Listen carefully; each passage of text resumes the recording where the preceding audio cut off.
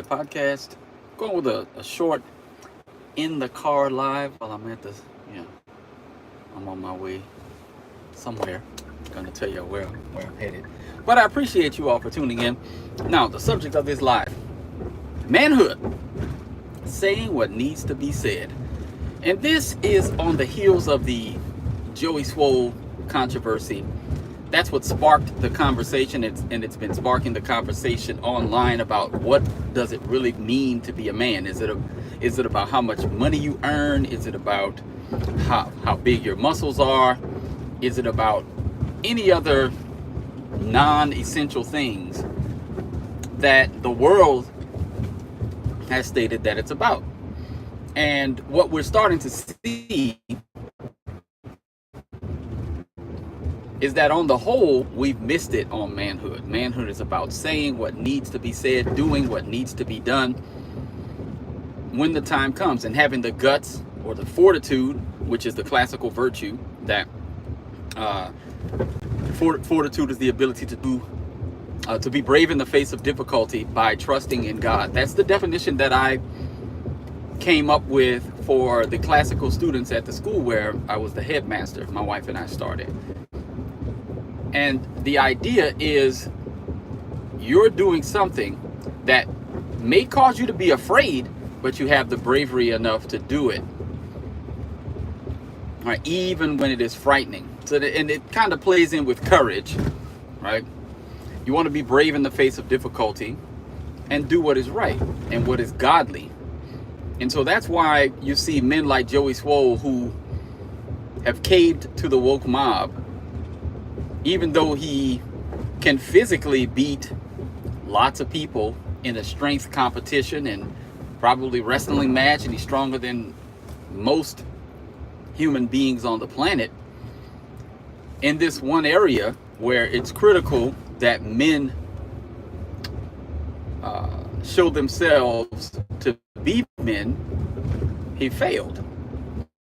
Now, that doesn't mean that he is a failure, but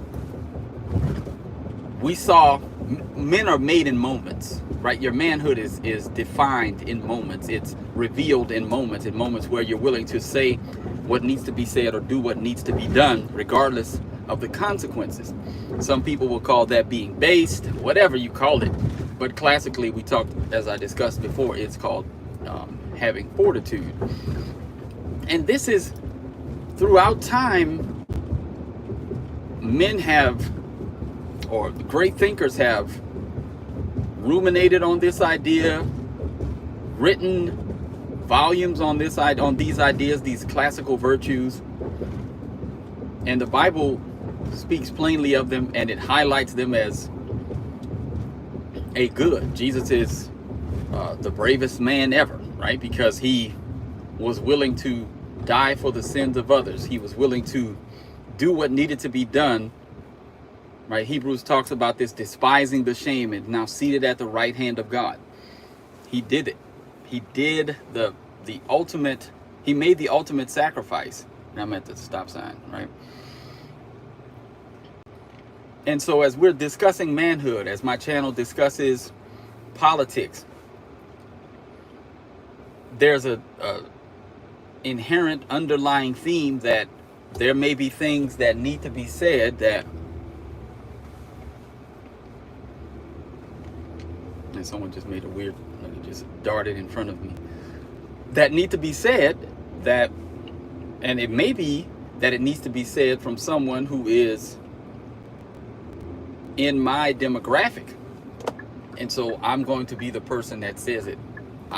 I believe that in this climate, cultural climate, we need more people speaking up.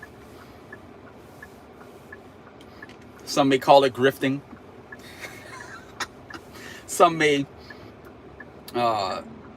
say that, you're selling out or whatever, but you have to have the fortitude to not worry about what other people are saying if you're convicted that what you're doing is right and good and godly.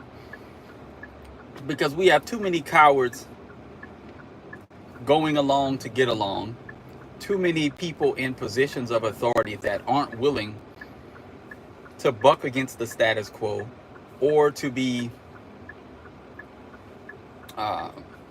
cast aside by the majority.